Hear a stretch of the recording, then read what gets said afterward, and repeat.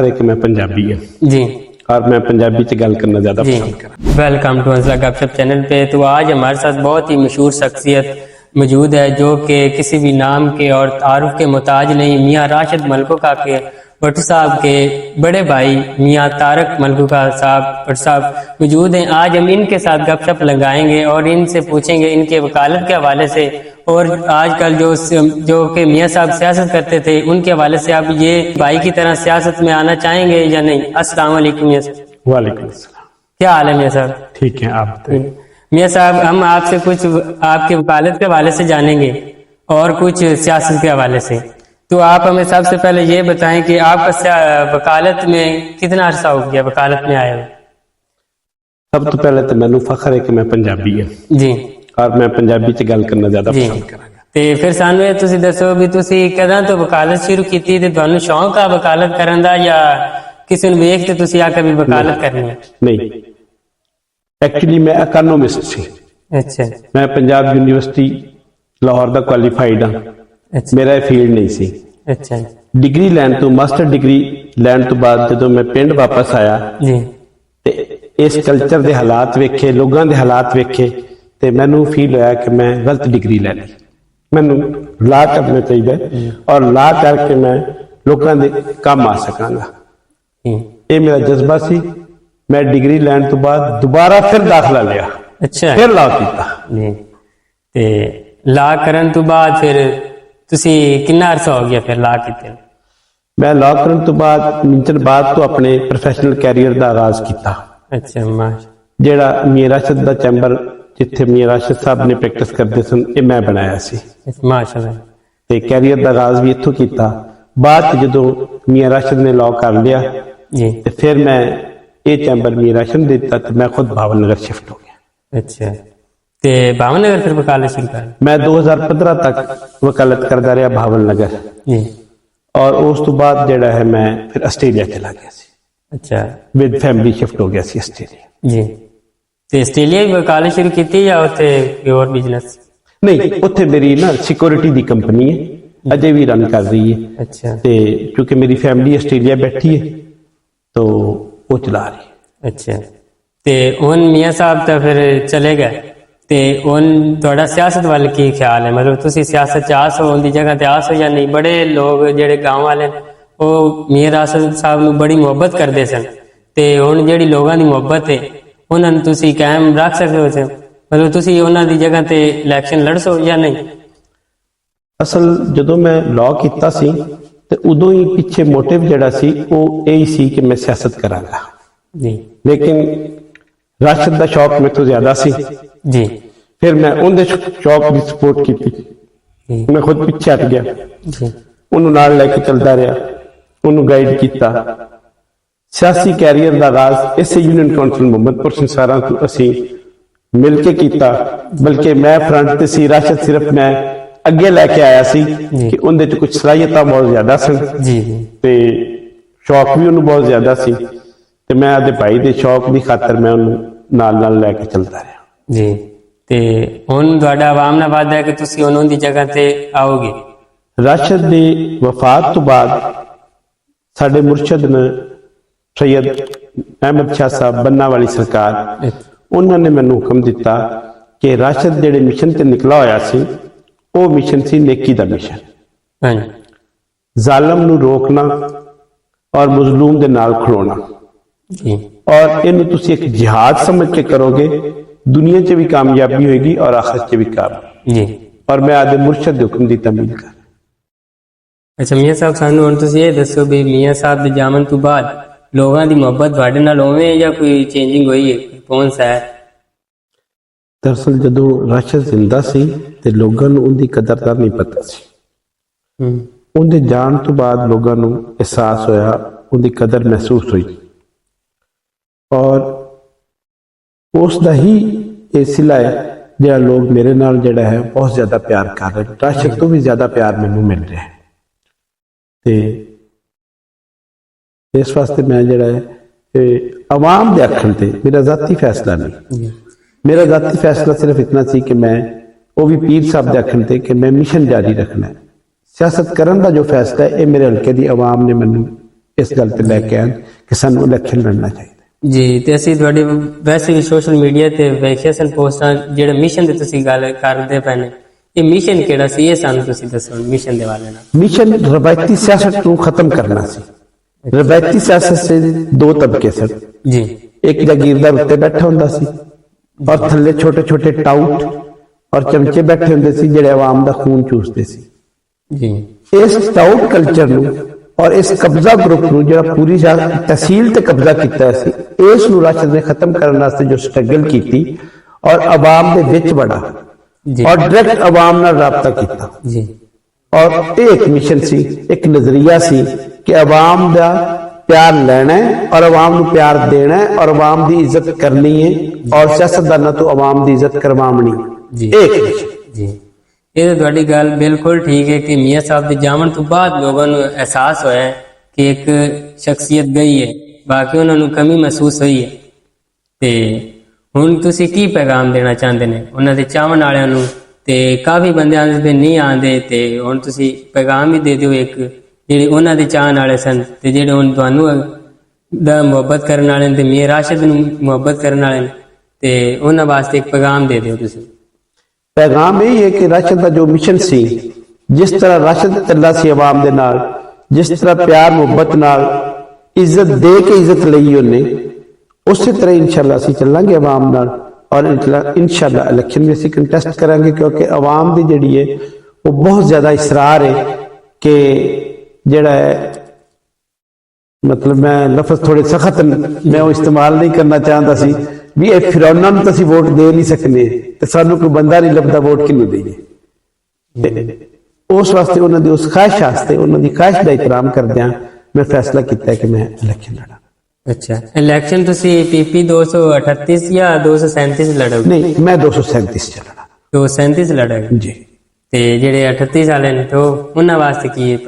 देखो 38 से साडा एक बहुत बड़ा धड़ा है, एक बहुत बड़ा ग्रुप है, तकरीबन मिनिमम भी मैं अगर रखा तो 10,000 वोट साडा 238 ਚ ਸਾਡੇ ਗਰੁੱਪ ਦਾ ਹੈ, ਜਿਹਨੂੰ ਅਸੀਂ ਸਟਾਰਟ ਚੁੱਕੇ ਅਸੀਂ 38 ਚੋਂ ਕੀਤਾ ਸੀ, ਆਪਣੇ ਸਿਆਸੀ ਕੈਰੀਅਰ ਦਾ ਆਗਾਜ਼ 38 ਚੋਂ ਕੀਤਾ ਸੀ, ਲੇਕਿਨ ਬਾਅਦ ਚ ਜਿਹੜਾ ਹਾਲਾਤ ਐਸੇ ਹੋਏ ਕਿ ਉਹ ਸਾਨੂੰ 237 ਚ ਜਾਣਾ ਪੈ ਗਿਆ ਤੇ ਇਸ ਵਾਸਤੇ ਇਲੈਕਸ਼ਨ ਤਾਂ ਮੈਂ ਉੱਥੋਂ ਲੜਾਂਗਾ, ਲੇਕਿਨ ਜਿਹੜਾ 238 ਦਾ ਸਾਡਾ ਧੜਾ ਹੈ ਅਸੀਂ ਉਹ ਗਰੁੱਪ ਜਿਹੜਾ ਹੈ ਉਸੇ ਤਰ੍ਹਾਂ ਮੇਨਟੇਨ ਰੱਖਾਂਗੇ ਔਰ ਉਹ ਫੈਸਲਾ ਪੀਰ ਸਾਹਿਬ ਕਰਨਗੇ ਕਿ ਅਸੀਂ 238 ਚ ਕੀ ਕਰਨਾ ਜੀ। ਤੇ ਤੁਹਾਡੀ ਪਾਰਟੀ ਚ ਕਿਹੜੇ ਕਿਹੜੇ ਹਨ? ਮਤਲਬ ਸਾਨੂੰ ਪਤਾ ਲੱਗਾ ਵੀ ਹੋਰ ਵੀ ਕੁਝ ਸ਼ਮੂਲੀਅਤ ਹੋ ਰਹੀ ਹੈ, ਤੁਹਾਡਾ ਕਿੰਨੇ ਗਰੁੱਪ ਹੈ? देखो कुछ लोग ऐसे सी जेड़े राशद दे नाल, मीर राशद दे नाल उन्हां दी अटैचमेंट हो चुकी सी, लेकिन उन्होंने मोहलत ना मिली ते ना उन्हां दोस्तां नूं मोहलत मिली कि वो शमूलियत दा ऐलान कर दिंदे ते उनदे जान तो बाद फिर उन्हां लोगां ने मेरे नाल राबता करके मैनू इनवाइट कीता।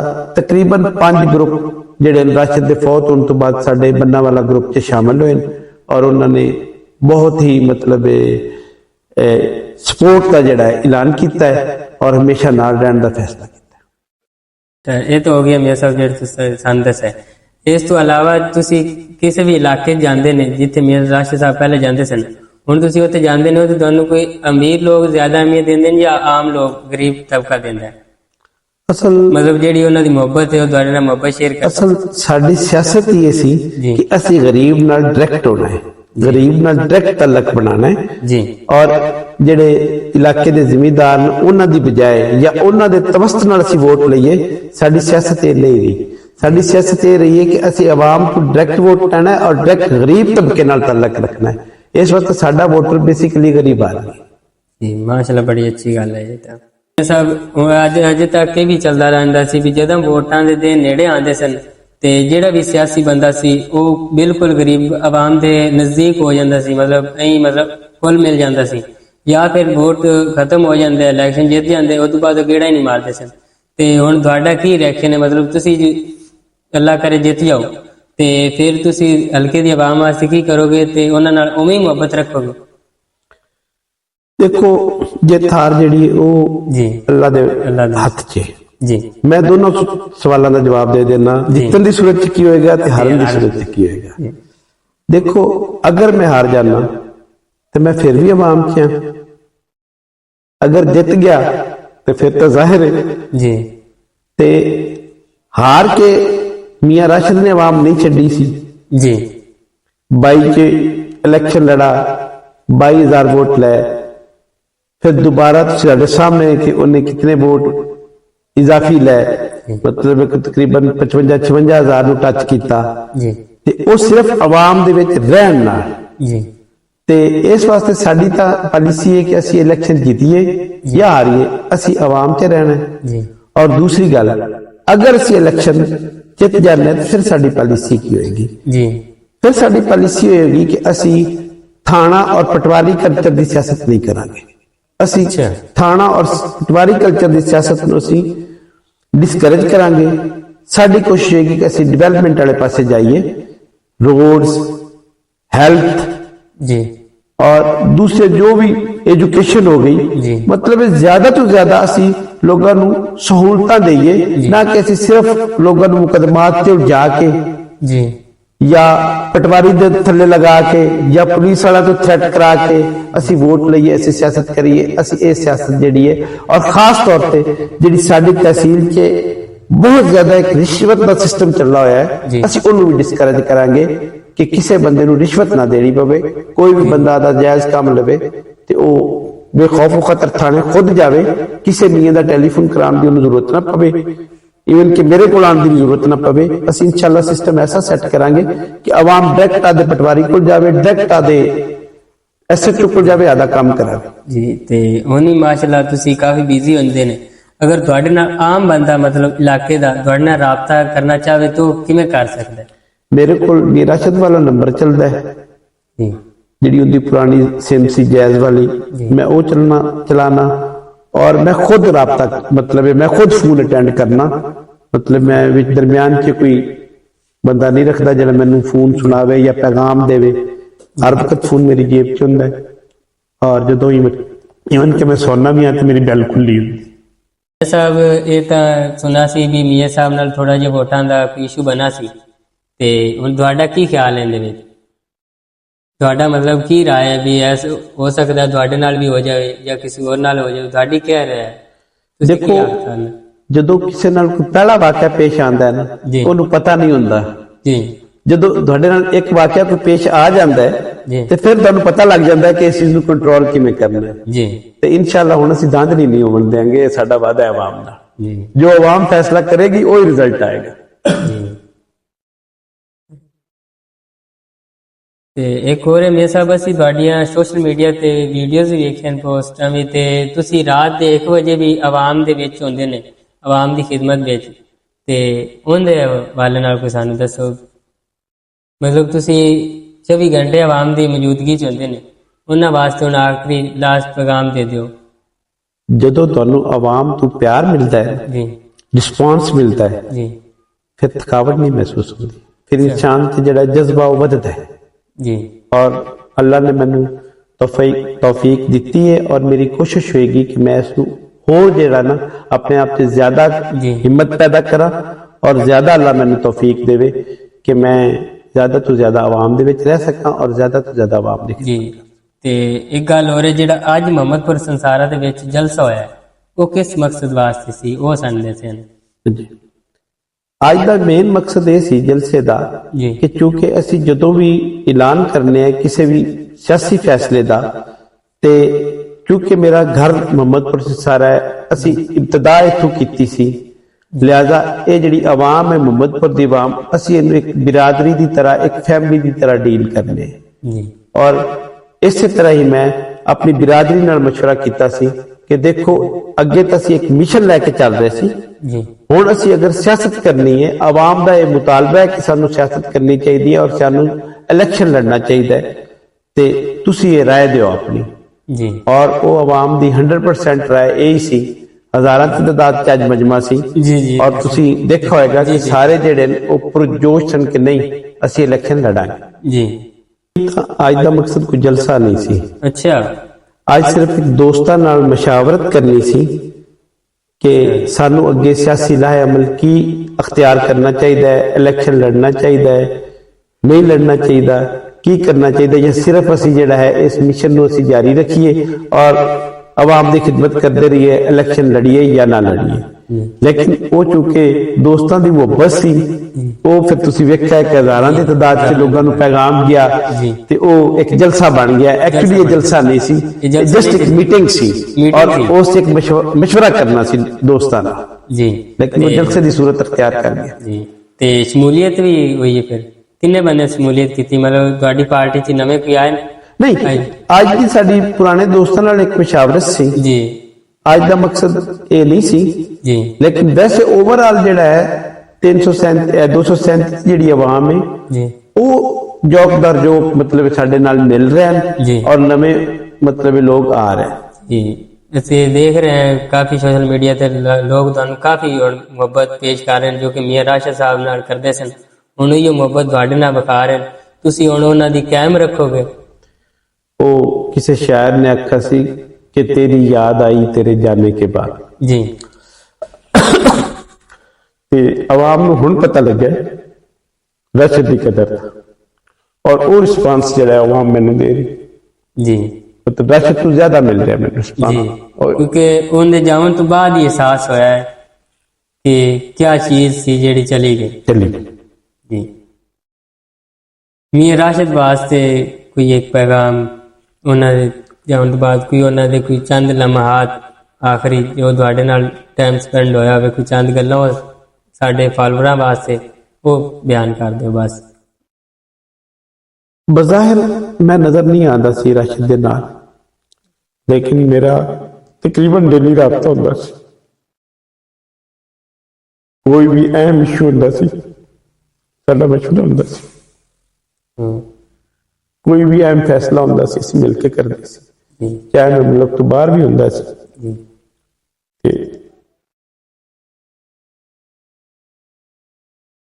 ਹੁਣ ਤੁਹਾਡਾ ਫਿਰ ਮੁਲਕ ਤੋਂ ਜਾਣ ਬਾਹਰ ਤਾਂ ਕੋਈ ਇਰਾਦਾ ਨਹੀਂ, ਹੁਣ ਤਾਂ ਫਿਰ ਮੀਆਂ ਸਾਹਿਬ ਦੇ ਤੋਂ ਸਮਾਨ ਹੈ ਇਹ ਅੱਗੇ ਦੇਖੋ, ਅਗਰ ਮੈਂ ਬਾਹਰ ਜਾਣਾ ਹੁੰਦਾ, ਮੁਖਤਲਿਫ ਲੋਕ ਪ੍ਰੋਪਗੈਂਡਾ ਕਰ ਰਹੇ ਹਨ ਜੀ, ਇਹ ਵੀ ਲੋਕ ਕਹਿ ਰਹੇ ਨੇ ਵੀ ਬਸ ਮੀਆਂ ਸਾਹਿਬ ਕੁਝ ਦਿਨ ਹਨ ਫਿਰ ਵਾਪਸ ਚਲੇ ਜਾ ਸਨ ਉੱਥੇ। ਮੈਨੂੰ ਵੀ ਇਹ ਚੀਜ਼ਾਂ ਪਤਾ ਲੱਗੀਆਂ ਕਿ ਪ੍ਰੋਪਗੈਂਡਾ ਮੁਖਾਲਫਿਨ ਕਰ ਰਹੇ ਹਨ। ਅਗਰ ਮੈਂ ਜਾਣਾ ਹੁੰਦਾ ਤੇ ਮੈਂ ਕੰਮ ਸ਼ੁਰੂ ਕਿਉਂ ਕਰਦਾ ਜੀ? ਮੈਂ ਪਹਿਲੇ ਦਿਨ ਆਵਾਮ ਨੂੰ ਮਾਜ਼ਰਤ ਕਰ ਲੈਂਦਾ ਕਿ ਮੇਰੇ ਵੱਸ ਦਾ ਰੋਗ ਨਹੀਂ ਹੈ, ਮੈਥੋਂ ਪੰਡ ਭਾਰੀ ਹੈ, ਠੀਕ ਹੈ, ਮੈਂ ਬਾਹਰ ਰਹਿਣਾ ਹੈ।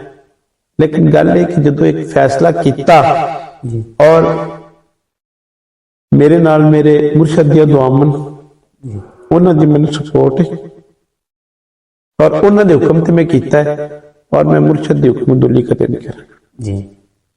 ਤੇ ਸਾਨੂੰ ਨੂੰ ਜੇ ਪੀਰ ਬੰਨਾ ਅਲੀ ਸਰਕਾਰ ਦੇ ਵਾਲੇ ਨਾਲ ਕੋਈ ਦੱਸੋ, ਉਹ ਵੀ ਤੁਹਾਡੀ ਪਾਰਟੀ ਚ ਨਹੀਂ ਸੁਣਾ?